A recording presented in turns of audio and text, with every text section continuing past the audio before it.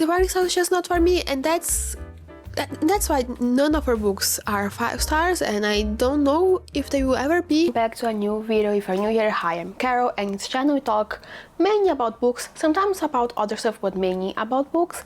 But in today's video we are going to be finishing or continuing reading some series, because I have a confession to make. I'm in the middle of so many series. I think over 20 series I'm in the middle of, in terms of series that I started and I still have books to read. And because there's some, of course there's some series like I'm up to date, or like I'm up to date, the book haven't come out yet, but there's also so many series where the book is already out and I haven't read it, and I have them on my TBR. So in this video we are going to be tackling that little situation. We're going to be finishing up some series, we are going to be continuing some series. So the first book we are going to be reading this video is actually also finishing a series, and it's kind of like a very bittersweet, because this is a book I have been anticipating for since the first book in the series, but also it's a series I really enjoyed. I think since the second book in the series I haven't given any of the books in the series less than 4.5 stars. They have always been some of my favorite books of the year since I started reading it, but this is the last book in the series. It's kind of sad, not sad, but it's kind of bittersweet to say goodbye to these books and knowing there probably won't be more books following these characters. Maybe there's one character that might have a book coming out, but overall the series is the last book in the series. But we're going to be reading The Wild Card by Stephanie Archer. This is the 5th and final book in the Vancouver Storm series, which is a series of interconnected standalone hockey romances. And it's books that just talk to my brain. So even when there are things that I don't enjoy about these books, there's something about them that talks to my brain in a way that I can't explain. But basically in The Wild Card we are following Tate and Jordan. Tate is the coach from the team, and he's also a single dad. He has a 9-year-old daughter, but he shares custody of his child with the child's mother. And also Tate is also very close with the owner of the team. The owner of the team was once his coach, and then he became a really good friend. And Tate, he apparently used to be an alcoholic, and the coach helped him seek treatment, and he really helped him in the past, and they are really close friends. And then we have Jordan, who is the daughter of the owner of the team. She's also the bartender from a bar that is right across the street from the arena, and a lot of the players and their partners, they like to go there after games or in special occasions, and they're always there. It's kind of like their third place. And throughout the year she became friends with these players and their partners. But Jordan, she doesn't get along with her father. She hasn't spoken with her father in many years, because around 10 years ago Jordan's mother passed away and her father didn't show up to the funeral. So Jordan stopped talking with her father and have an strange relationship. But now Tate, he finds out, like the owner of the team tells him that because his daughter no longer speaks with him, no longer talks with him, and his dream was to basically pass on the team for her, and he wants to retire, so he decided to sell the team. And since this dream doesn't seem possible anymore because she refuses to talk with him, he decided to sell. But Tate, he looks at it and he immediately thinks, if he sells his team, I'm probably going to lose my job. I'm not moving cities because of my daughter. If I want to continue being a coach, I will need to be a coach somewhere else, in a minor league team or some team that isn't in the professional league. Working for him is very important because of his past dealing with addiction, and like he doesn't want to lose his job. So he goes and he talks with Jordan and tells her, hey, your dad's thinking of selling the team because you no longer talk with him. We need to figure out something. And Jordan is also very worried about it, because she knows that if her father sells the team, the players that she's friends with Some of them are very important players. They have a very high market price, so she knows that a lot of them will probably be traded, and if they're traded, their partners will also go with them, so she will basically losing her friends. She will move out of the city, she'll probably lose her friends, she wouldn't have as much contact with them. Apparently, she's going to jump in on the offer. She might start trying to take over the team.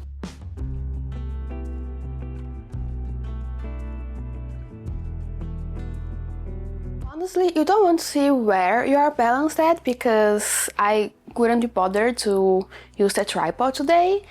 So this camera is balanced on top of an obscene amount of books, so you don't want to see how this is balanced.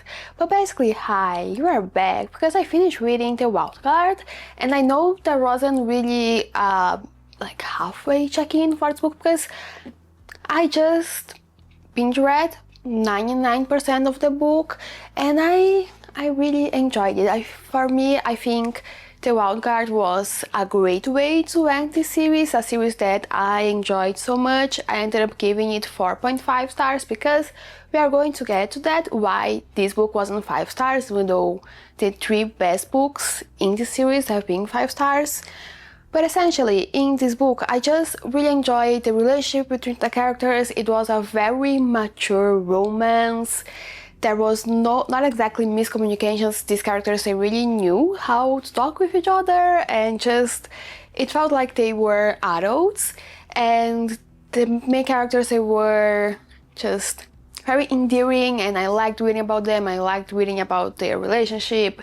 I liked the complex dynamics between the families, between these characters. Seeing the side characters in stories, seeing how they have grown and what is going on in their life was also really nice, and a nice way to just close off this series and just to say goodbye to these characters, even though I don't think we are going to be saying goodbye to these characters just yet, because it was nice seeing what is going on in this character's life, but this book also, it was very obviously setting up for kind of a spin-off series following the new generation of players for the Vancouver Storm, especially in the epilogue. We meet a lot of new characters, a lot of new players, and some of them, they have very interesting backstories. They seem like interesting characters. One of them, we don't really know what happened with him in the past, but the character kind of gives us a little hint of what might have happened. We know that there is one of the characters from this new generation of players that is really into painting and drawing, but he keeps it a secret, and we don't know who it is. This is in the review in this book, and in the epilogue we are just kind of setting up for books about these new characters. And in the epilogue, which takes place 5 years after the ending of The Wild Card, you get to see the other characters, like you get, oh, this character is retiring, this character retired, this character is thinking about retiring, this character is working as this, and this character is that, this character has a kid, and he keeps he keeps showing photos of his kids to anyone he talks to. The other one is essentially glued to his child. The other one moved and they now live in front of each other, they are neighbors. And you just get these updates about the characters, about the main characters in The Wild Card, about Jordan and Tate, but also about the characters in the other books in the series. And you are essentially setting up for a spin-off series. And the author even says, oh, sign up for my newsletter to know about updates about the books and about the new series. Kind of just saying, oh, updates about new books, which many characters do that, but also in the acknowledgements, Stephanie Archer essentially says that, confirms that she will be writing books about these characters, she plans on writing books about these characters, and she's very excited to tell some of the stories. And I'm curious, I'm excited. I want to read the books about these characters just because I really enjoy this series, so I have high hopes for enjoying anything else the author writes, or even just a majority of the future works by this author. I don't know if I want these books to come out soon, or even like just next year, because we just finished this book, we just finished this series, we just said goodbye to these characters, so I'm not sure if I'm ready to read a book about a new generation of players in the same team, and where the players, the main characters, some of the main characters in the Vancouver Storm series will be showing up, but they will be showing up as retired players and in the next chapters of their lives. And I don't know if I'm ready. I think we need a little bit of a briefing time, but even if Stephanie Archer releases these books next year, I probably will be reading. But yes, overall, the wild card that I'm giving 4.5 stars. One of the reasons why it just didn't end up being a 5 stars is because it got like that spark that the other books in the series had, which I think might be a little bit, the other books were a little bit more tropey and just a little bit more over the top, while this one felt more steady and just you're following adults who behave like adults. They do have their insecurities and they aren't perfect, but they are adults, and it's a very stable relationship, a very calm relationship, isn't very dramatic, isn't very tropey. There isn't that sauce that the other books had, so I think that might be the reason why this book just didn't feel like a 5 star for me. But overall, The Wild Card War was a 4.5 stars. It was still a really great book and I really enjoyed reading it. Okay, so let's move on to the next book we are going to be reading in this vlog. The next book we are going to be reading is The Ashes and the Starker's King by Carissa Broadbent. This is kind of the third book in the Crowns of Nyaxa series, because the Crowns of Nyaxa series is basically you have, by the time I filmed this, where I have 2 duologies out, and there is also a third duology announced, and in each duology you follow a different couple, but also in between The Serpent and the Wings of Night, it's recommended to read Six Scorched Roses and then The Ashes and Starker's King. And in Six Scorched Roses, this is a novella that can be read as a standalone and follows also a different couple, a 4th couple. And last year I read The Serpent and the Wings of Night around almost a year ago. I'm filming this in April, I'm filming this clip in April. And I think I read it probably like in June, so almost a year ago I read The Serpent and the Wings of Night, and I really enjoyed that book. And then later on I read Six Scorched Roses, which I absolutely loved. Six Scorched Roses, it's a book, if you like romance, it's a book I do recommend reading if you haven't read, because that book is still quite dark, but it is also so romantic. It was surprisingly romantic, and basically ever since then I had The Ashes and the Starker's King on my Kindle TBR, on my Kindle library, and I never read. I always kept putting it off, so I decided to pick it up and finally read it. Not going to lie, one of the reasons why I was kind of avoiding this book is because I hear a lot of great things about the first book, and the second book in this first duology, I heard mixed reviews, and I'm currently 15% through reading the book. And in The Ashes and the Starker's King, the story starts a few weeks after the ending of The Serpent and the Wings of Night, and the ending for that book was insane. I am very curious to see how these characters will fix what happened at the end of that book, because what happened was insane. So I'm curious about what will happen in this book. So basically, right now, I'm 15% through reading The Ashes and the Starker's King, which I'm going to stop saying this title because it's kind of a tongue twister. Is that how you say it? You get thrown into it and it feels like you are almost being thrown into midway through The Serpent and the Wings of Night 2.0, but in a more stale way. Because you get dropped into and there is already a lot of action, a lot of things going on. The book already starts with a start. But the story is feeling kind of stale. I'm not very excited, like I'm curious about what's going to happen, but when I pick it up, I can see it and I can continue reading, but I'm not very excited. It's just like, My favorite part so far about this book was seeing Lord Vale, who is one of the main characters in Six Scorched Roses, show up. And there is we get a mention of Lilith, who is also another one of the main characters in Six Scorched Roses, and that part was interesting. That was my favorite part. My favorite part is seeing these characters from this other book. But The rest is kind of like stale. It's okay. I'm not hating it, I'm not considering DNFing it, but also I'm not loving it, and it's honestly kind of disappointed, but also I'm only 15% of the way through this book. This book can definitely get better, and I stopped. Last night I stopped reading the book just at this very specific plot point. Something happened that might change a lot about the story, but yes, overall, I'm not loving it, I'm not hating it, but also I'm not loving it.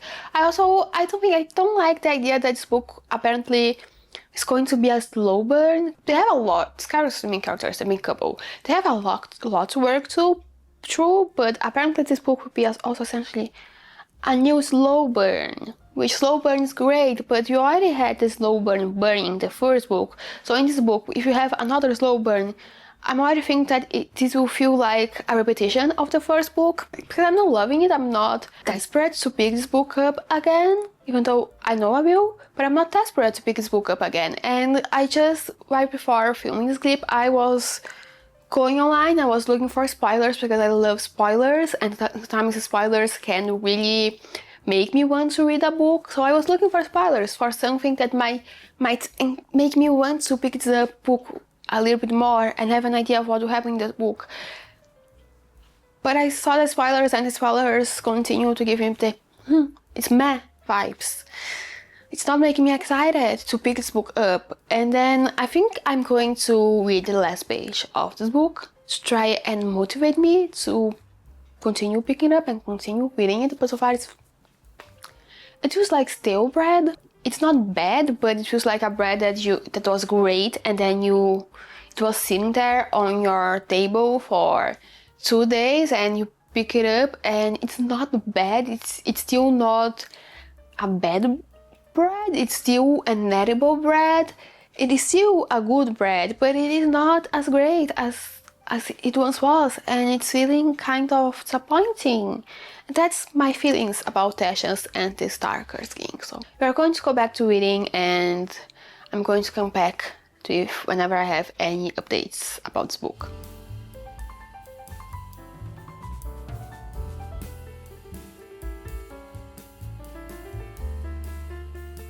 In a few days, and I finished reading Tasha's and the Starker King, and there is no midway check-in about this book.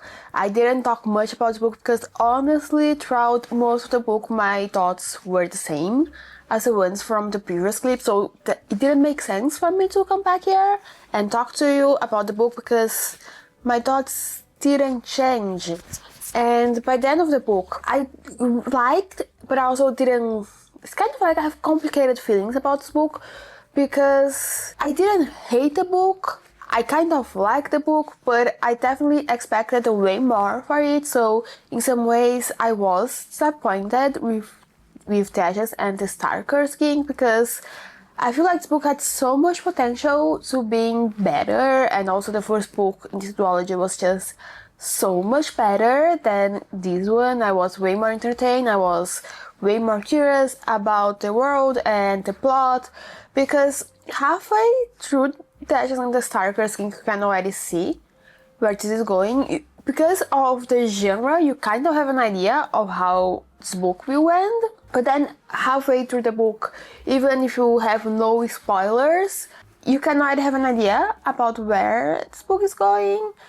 And just overall, I was kind of disappointed. I expected more from this book. I expected it to be more interesting. I expected to enjoy more the experience of reading this book. But overall, I didn't hate it, but I didn't love it. There were parts that I was kind of bored. I wasn't that connected to the characters and the story, and just, as I said in the previous clip, it just felt like stale bread. It's still bread, it is still a really good bread, but it could have been better, and that part's kind of disappointing when you see the potential of the book or the potential of the story, and then it just doesn't deliver. And I ended up giving it 4 stars because, again, I didn't hate the book. I could give a more specific rating, but I thought to myself, no, let's keep it simple, and I'm just going to give it 4 stars because it's still a good book. I just expected more from it. By the time I'm filming this clip, there are already another duology in this book. There's another duology in the Crowns of Nyaxa series that is following another character, another couple, and I'm kind of curious because I like the character and also the setting, but it's another duology. I didn't see the best of reviews for the second duology, and because of how this book ended, I'm not sure if I want to continue with the series. But also, I did really like the first book and I loved Six Scorched Roses. I'm considering reading the second duology in this series because I like one of the characters.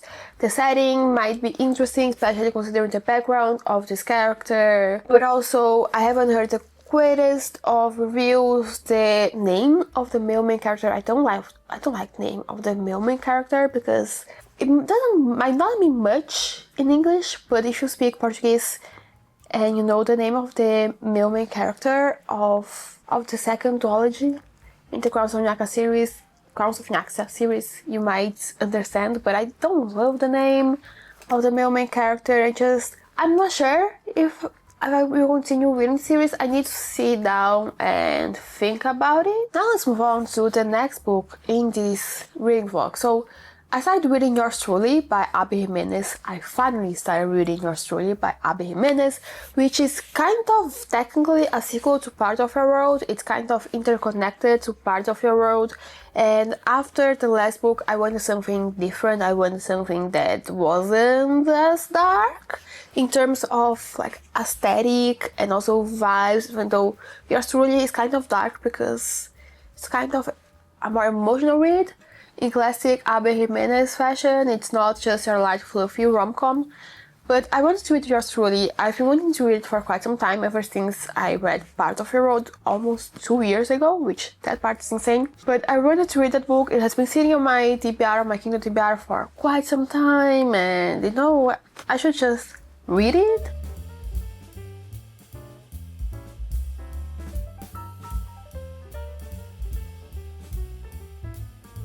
Hi, so I finished reading Yours Truly and I figured out why Abby Jimenez books just don't work the way for me. I thought they were going to work. But first, let's talk about what Yours Truly is about, in case you don't know, because this book is actually quite popular. I knew it was popular. Everyone talks about it. Everyone that reads romance talks about it.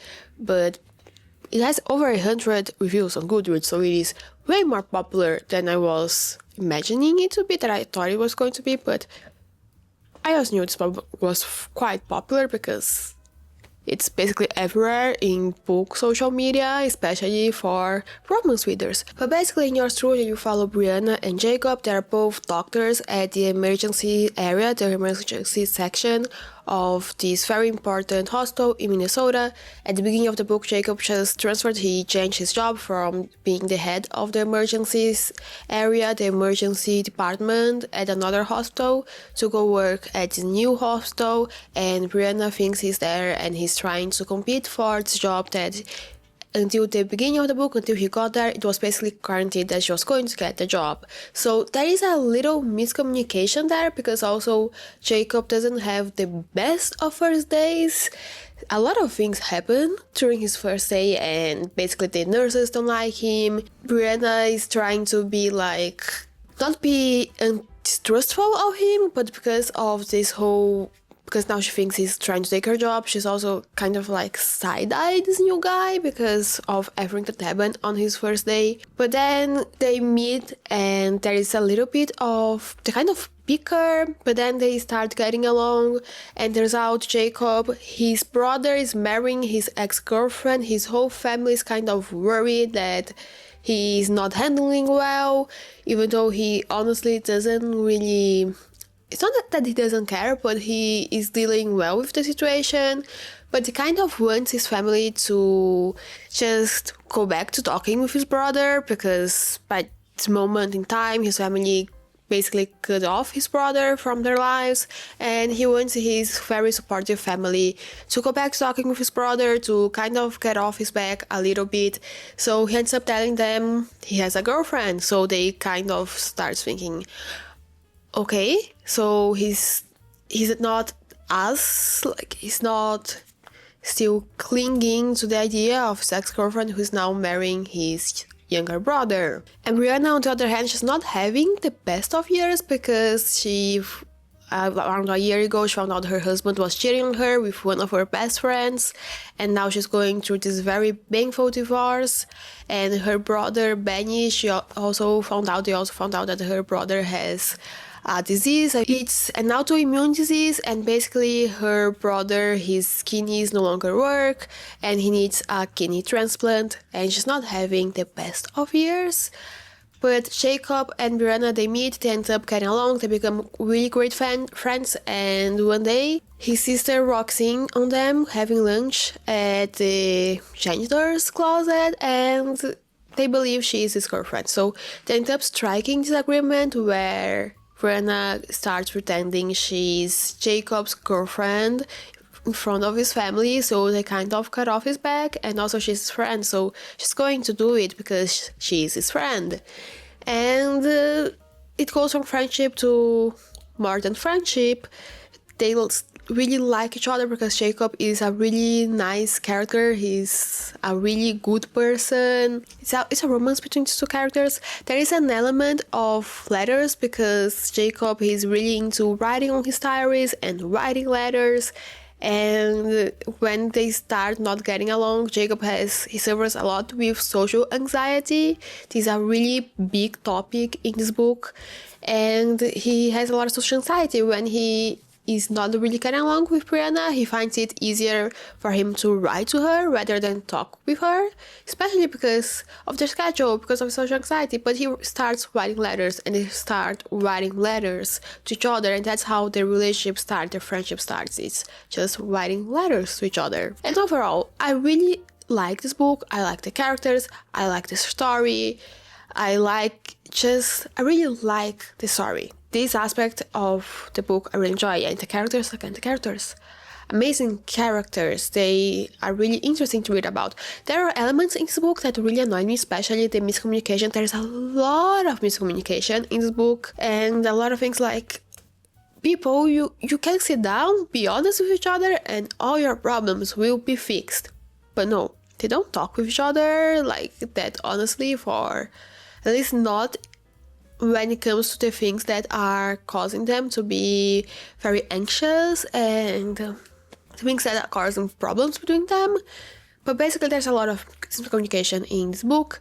But overall, it makes sense for these characters because it makes sense for the background, the backstory of these characters, for them to act this way, and this aspect of the story I really enjoyed, but I ended up giving yours truly 4 stars because while I really like this story, it's a really cute, tender, romantic story. I really like the characters.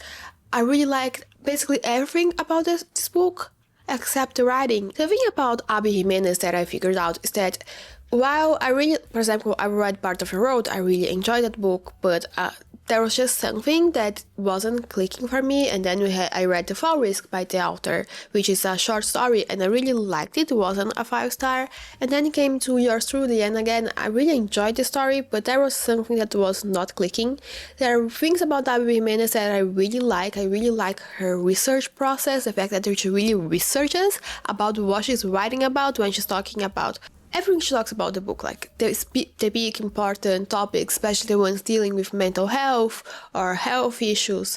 She really does a great job researching them, which is not common in romance books. There are a lot of romance books where the authors, again, not all authors, but there are romance books where authors really they do the bare minimum research and that's it. I definitely read books like that, but with Abby Jimenez, her research process, it's something I really admire and I really respect about this author, because on all the books that I read by her, it's 3 books, there's 3 stories that I read by her, she does a really great job when it comes to researching and portraying these situations.